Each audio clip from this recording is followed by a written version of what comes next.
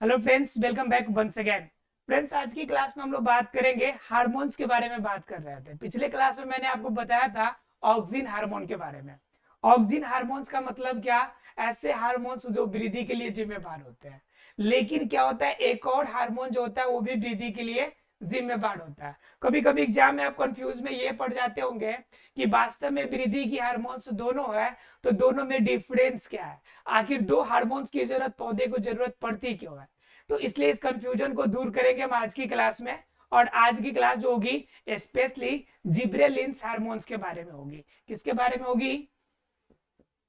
तो बात करेंगे हम लोग जिब्रेलिन्स के बारे में, जिब्रेलिन्स हार्मोन्स के बारे में।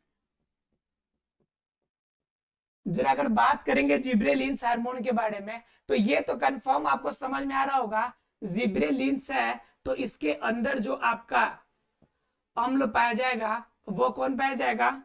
तो आपका जिब्रेलिन, जिब्रेलेटिक एसिड मिलेगा आपको। जिब्रेलेटिक एसिड इनके अंदर मिलेगा हमें, ये तो आपको पता है। और जिब्रेलेटिक की अगर बात कीजिएगा तो ये वृद्धि के लिए आपको पाए जाते हैं। ध्यान ये रखना है कि ये जिब्रेलिन्स जो होंगे वह सामान्य रूप से उच्च किस्म के पौधों में हमें देखने को मिलता है। उच्च किस्म के पौधों में हमें प्राप्त होता है, पौधों में हमें प्राप्त होता है, पौधों में प्राप्त होता है, उच्च किस्म के पौधों में प्राप्त होता है। ऑक्सीजन सामान्य रूप से सभी में, लेकिन क्या होगा कि यह जिब्रेलिन जो होता है उच्च किस्म के पौधों में प्राप्त होता है। एक और चीज हम आपको बता दें कि जब जिब्रेलिन हार्मोन की बात कीजिएगा तो वृद्धि के लिए जिम्मेदार होता है, लेकिन यह सिर्फ और सिर्फ परोह तंत्र में वृद्धि के लिए जिम्मेदार होता है। यह नीचे की तरफ जड़ के भागों में वृद्धि के लिए जिम्मेदार नहीं होता है। जड़ में वृद्धि जो होगी इनकी वजह से नहीं होगी, सिर्फ और सिर्फ कहां पे होगी? तो पड़ोह तंत्र। पड़ोह तंत्र का मतलब तना का भाग जो जमीन के अंदर दबा नहीं है, उन भागों में वृद्धि किनकी वजह से होगी? जिब्रेलिन्स की वजह से होगी। क्लियर है आप लोग को? उसके बाद अगर जिब्रेलिन्स के इतिहास की चर्चा करेंगे हम लोग, तो जिब्रेलिन्स की इतिहास शुरू होती है 1938 से। कब से शुरू होती है? 1938 से। अर्थात कि जिब्रेलिक एसिड की अगर बात कीजिएगा तो जिब्रेलिक एसिड के बारे में जानकारी जो पहली बार प्राप्त हुई थी, जिब्रेलिक एसिड, इस जिब्रेलिक एसिड को सबसे पहली बार जो इनके बारे में जानकारी प्राप्त हुई थी हमें, वह कब हुई थी? तो 1938 अर्थात कि 1938 में प्राप्त हुई थी। हालांकि ज्यादा कुछ उस समय नहीं पता था, लेकिन उसके बाद धीरे धीरे क्रिस्टलीय रूप में प्राप्त होने की क्रिया 1942 के बाद यह स्टार्टअप हुआ। ठीक है, लेकिन ये आपकी शुरुआत सबसे पहली बार जिब्रेलिक एसिड के रूप में हमें 1938 में प्राप्त हुआ था। लेकिन उस समय क्रिस्टलीय रूप में पौधों के अंदर से हम ये प्राप्त बाहर निकालने में असमर्थ थे। अर्थात क्या, इनकी जानकारी हमें ज्यादातर नहीं थी। लेकिन ये जरूर क्लियर कर दिया था हम लोगों ने कि ये आपका जिब्रेलिक जो एसिड है यह वृद्धि के लिए जिम्मेदार होती है। ठीक है, और यह जो होती है पौधों के उच्च किस्म के अंदर पाए जाते हैं। ठीक है, बात कीजिएगा इसके बारे में कि जिब्रेलिन्स हार्मोन्स कितने तरह के होते हैं। तो ध्यान रखिएगा, जिब्रेलिन्स हार्मोन्स की बात कीजिएगा तो इनके प्रकार 100 से अधिक है। इनके प्रकार जो होंगे 100 से भी अधिक है, 100 से भी अधिक देखने को मिलेगी। और क्या होगा कि इनका नामकरण की बात कीजिएगा तो GB1, GB2, GB3, GB4, इस तरह से आपका इसका नामकरण हमें देखने को मिलेगा। तो ये प्रकार हो गए, किनके प्रकार होंगे? जिब्रेलिन्स हार्मोन्स के ये प्रकार हो जाएंगे। तो ये क्लियर हो गया आपको कि जिब्रेलिन्स प्रकार के आपको 100 से भी अधिक मिलेंगे, यानी अलग अलग प्रकार के, थोड़ा सा इनके एसिड में चेंजेस के आधार पे अलग अलग प्रकार के जिब्रेलिन्स हार्मोन्स आपको देखने को मिलेगा। अब अगर दूसरे रूप में अगर कुछ बात करें, इनमें अगर चेंजेस की बात करें हम लोग कि जिब्रेलिन्स हार्मोन में हमें और क्या देखने को मिलेगा। ठीक है, तो ये मिलेगा कहां कहां पे? जिब्रेलिन्स हार्मोन तो ये सामान्य रूप से देखने को मिलेगा पौधों के अंदर शीर्ष वाले हिस्से पर। जो युवा छोटा सा बीज है उन बीज के पास में मिलेगा, देखने को मिलेगा। नए सिराएं जो निकलेंगी उस नए सिरा पे हमें देखने को मिलेगा, नए सिराओं पे देखने को मिलेगा, नए सिरा पे, इन सभी भागों पे हमें देखने को मिलेगा कौन? तो जिब्रेलिन्स हार्मोन्स। क्लियर आप लोग को? यानी जिब्रेलिन्स हार्मोन की कैटेगरी जो होगी बहुत इंपॉर्टेंट हो जाएगी, क्योंकि यह जो होती है वृद्धि के लिए सबसे ज्यादा फायदेमंद होता है। ठीक है, ऑक्सिन से ज्यादा महत्वपूर्ण जिब्रेलिन्स हार्मोन्स हो जाते हैं। ठीक है, एक एक करके जिब्रेलिन्स हार्मोन्स के यूज के बारे में, अर्थात कि इनके प्रयोग के बारे में समझेंगे कि पौधे इनका उपयोग किस किस रूप में कैसे कैसे करते हैं। चलिए एक एक करके समझते हैं कि जिब्रेलिन्स हार्मोन के उपयोग कहाँ कहाँ होते हैं। देखिए, पहली अगर जिब्रेलिन्स के वृद्धि की बात कीजिएगा तो पहली वृद्धि जो होगी वह करता है कोशिका के दीर्घन में। कोशिका दीर्घन में यह वृद्धि करता है। बात यह आती है कि कोशिका दीर्घन के अंदर वृद्धि कैसे करेगा। ठीक है, तो कोशिका दीर्घन में वृद्धि की अगर बात कीजिएगा तो कोशिका दीर्घन में वृद्धि का मेन सोर्स जो होता है कि यह पत्तियों में वृद्धि करेगा, पत्तियां में वृद्धि करेगा। खास तौर से समझिए सीधे शब्दों में कि जितने भी वायवीय क्षेत्र है जो हवा के संपर्क में रहने वाले, जितने भी वायवीय क्षेत्र है उन वायवीय क्षेत्रों में ये वृद्धि के लिए जिम्मेदार होता है। वायवीय क्षेत्रों में वृद्धि करेगा, वायवीय क्षेत्रों में क्या करेगा? वृद्धि करेगा। पत्तियां में भी वृद्धि करेगा। लेकिन एक चीज जो ध्यान रखनी है कि पौधों के लगभग लगभग सभी भागों में वृद्धि दिखेगा।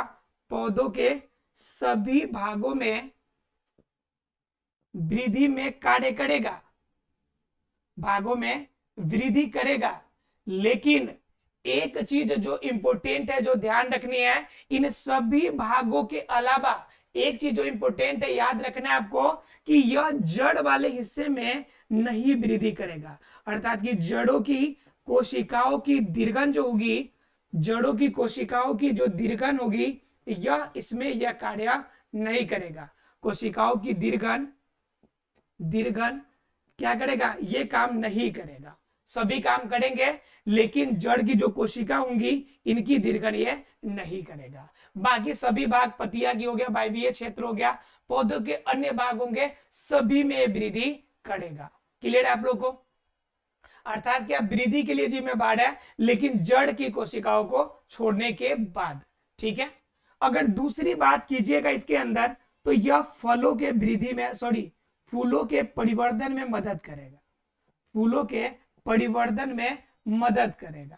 फूलों के परिवर्धन का मतलब समझ रहे हैं आप लोग? फूलों के परिवर्धन मतलब जो नए फूल निकलेंगे, नए कली बनेगा, नया कली बनेगा, पुष्प खिलेंगे,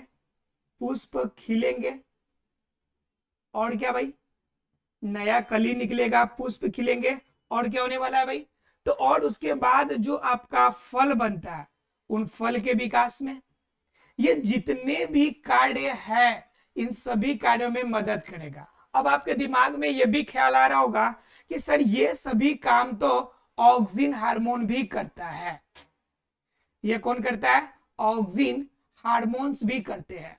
तो फिर हमें इसकी आवश्यकता क्यों? ऑक्सिन हार्मोन्स भी ये काम करते हैं, तो फिर ये आपका नया कली पुष्प खिलने और या फल के लिए हमें इसकी आवश्यकता क्यों पड़ेगी?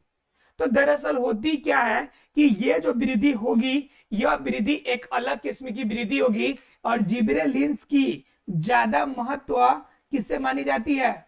जो ऑक्सिन हार्मोन है, उन ऑक्सिन हार्मोन से ज्यादा और वृद्धि और विकास के लिए जिम्मेदार आपका जिब्रेलिन्स माना जाता है। ठीक है, यहाँ पे जो नए कली खिलेंगे, इस नए कली के परिवर्धन यानी वृद्धि फास्ट हो, तेज हो, तो इनके लिए भी जिम्मेदार कौन होगा? आपका जिब्रेलिन्स हार्मोन ही होगा। क्लियर है? मतलब क्या? ऑक्सिन हार्मोन बेशक इसमें काम करता है, लेकिन इससे ज्यादा प्राथमिकता जब उच्च किस्म के पौधे जब ज्यादा बड़े हो, तो उस कंडीशन में ज्यादा रोल आपका ऑक्सिन हार्मोन से ज्यादा बड़ा रोल जिब्रेलिन्स का हो जाता है। क्लियर है आप लोग को? तो ये दोनों कार्य होंगे, यह दोनों कार्य ऑक्सिन हार्मोन के आपका समान है, लेकिन दोनों में आपका थोड़ा सा डिफरेंस है। इस छोटे छोटे डिफरेंस को माइंड करके रखिएगा, क्योंकि ऑब्जेक्टिव क्वेश्चंस इसी के आधार पे बनते हैं। चलिए जरा बात कर लेते हैं तीसरे इसके जिब्रेलिन्स हार्मोन के आपके विकास के बारे में, कि इनका अन्य जगह उपयोग कहाँ पे होता है। देखिए इनका जो सबसे बड़ा रोल होगा जिब्रेलिन्स का, वह रोल होगा अनुवांशिकता बोने की। मतलब क्या, एक ऐसे कैटेगरी की बात करने वाले हम लोग, ऐसे पौधे की जिनका क्या हो गया, अस्तित्व जो है पहले से ही खतरनाक है। मतलब क्या कि जो जन्म से ही एक ही आकार करा रहा, अनुवांशिकता। मतलब क्या कह रहा है, ये तीसरा जो होगा काम, तो कह रहा है कि अनुवांशिकता मतलब अनुवांशिक रूप से किसी जीव के अंदर, किसी पौधे के अंदर अनुवांशिकता, अगर पौधा बौना हो जाए, बौना हो, तो उस कंडीशन में इसकी बौनापन को दूर करने के लिए, जो यह अनुवांशिकता बौना, जो यह पौधा होगा, इस पौधा के, इस पौधा के बौनापन को दूर करने के लिए, बौनापन दूर करने के लिए, बौनापन दूर करने के लिए क्या कीजिएगा, तो इन बौनापन को दूर करने के लिए आपको किस हार्मोन्स का यूज करना पड़ेगा, तो यहां पे यूज होगा आपका जिब्रेलिन्स का। किसका यूज होगा, जिब्रेलिन्स का उपयोग होगा। यह जिब्रेलिन्स क्या करेगा, तो यह जिब्रेलिन्स इसके बौनापन को दूर करेगा। जिब्रेलिन्स क्या करेगा, इसके बौनापन को दूर करेगा। अब बात आप समझने की कोशिश कीजिए कि जरा एक बार सोच के देखिए कि जो अनुवांशिकता बौना हो, मतलब जिनके जीन की कैटेगरी में समस्या हो गया हो कि हर पीढ़ी में जो पौधा होगा वो बौना होगा, तो फिर जिब्रेलिन्स का रोल उस पर कितना ज्यादा टफ हो जाएगा कि यह अनुवांशिक रूप से, मतलब क्या, जिब्रेलिन्स का जो यूज होगा, जिब्रेलिन्स का जो प्रभाव होगा, उनके जीन स्ट्रक्चर को भी चेंज कर सकता है, जीन स्ट्रक्चर को भी प्रभावित कर सकता है, स्ट्रक्चर को भी प्रभावित करेगा। अब इसका मतलब आप समझ रहे हैं कि जिब्रेलिक एसिड जो होगा, यह जिब्रेलिक एसिड कितना ज्यादा टफ काम करेगा, जिब्रेलिक एसिड जो होगा कितना ज्यादा हाई पावरफुल होगा कि यह अनुवांशिकता अर्थात कि जीन के कैटेगरी में भी अपना प्रभाव डाल सकता है। समझ सकते हैं, इस वजह से कहा जाता है कि ये जिब्रेलिन्स जो होता है वह ज्यादा उपयोगी होता है उच्च किस्म के पौधों के लिए।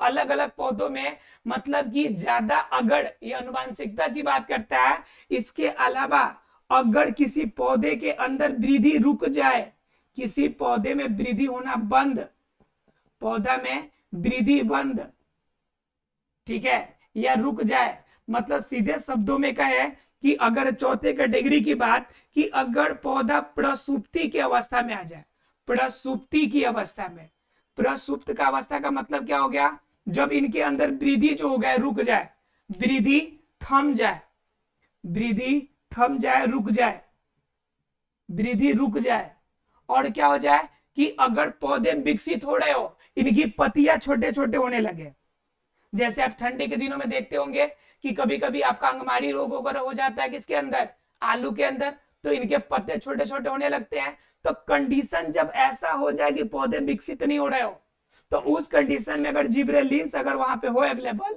तो क्या करेगा, यह पौधा जो छोटा हुआ है ना, इसको भी लंबा करके इसको बड़ा करने का काम करेगा। समझिए कितना खतरनाक है। मतलब वृद्धि रुक गई, थम गई। कहा जाता है ना कि एक ऐसा इंसान होता है कि कितना भी क्वेश्चन, कितना भी रुका फंसा हुआ जो पेंडिंग काम होता है, उसको चुटकियों में रिजॉल्व कर देता है। तो समझिए ये रिसोल्यूशन का महाब्रांड कौन है, तो वो है जिब्रेलिन्स। वह महाब्रांड जो हर तरह की वृद्धि संबंधी समस्याओं का एक इलाज है, जिब्रेलिन्स। ठीक है, ये ऑक्सीजन के इक्विवेलेंट है, लेकिन ऑक्सीजन से ज्यादा पावरफुल है, पूरा एनर्जेटिक है।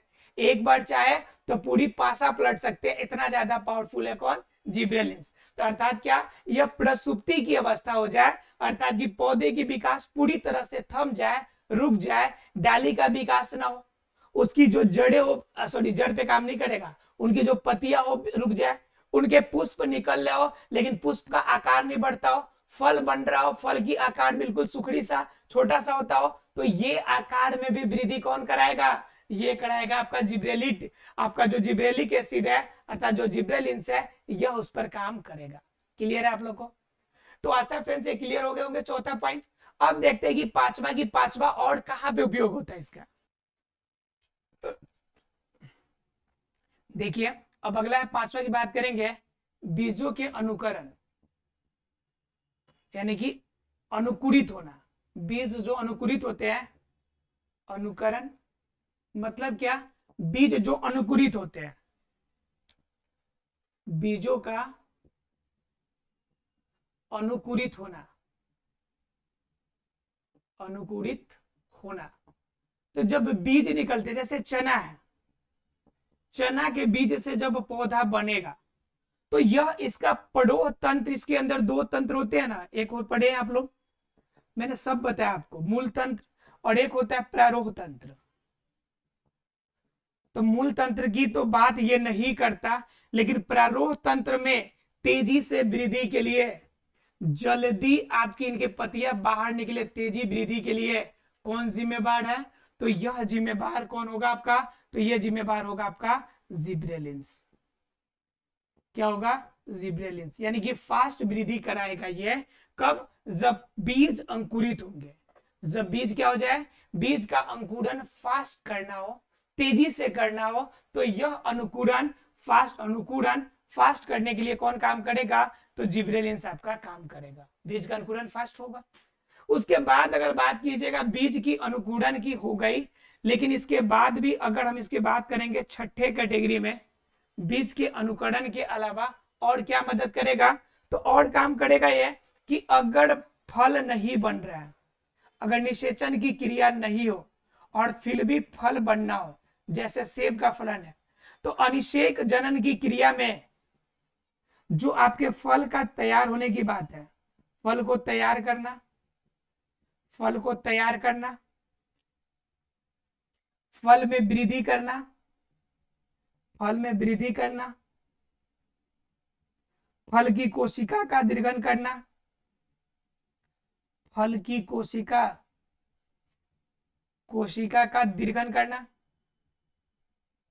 कोशिका का दीर्घन, ये सभी काम जो होंगे, ये सभी के सभी काम कौन करेगा? तो यह अनिषेक जनन के अंदर ये सारे काम कौन करेंगे? जिब्रेलिन्स करेगा।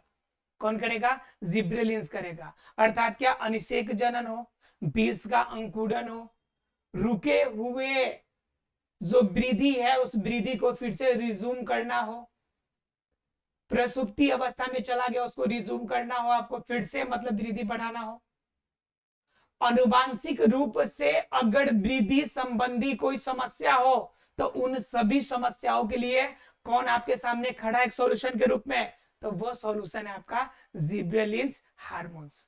क्लियर है आपको जिब्रेलिन्स हार्मोन का? इसके बाद भी कुछ काम होते हैं, वो समझ, थोड़ा सा समझ लीजिए इसको। क्या होता है कि कभी कभी शीतोपचार के कंडीशन में भी मदद करता है। अब सोच रहा हूं कि शीतोपचार क्या होता है, जरा ध्यान से समझिएगा कि शीतोपचार में भी काम करता है।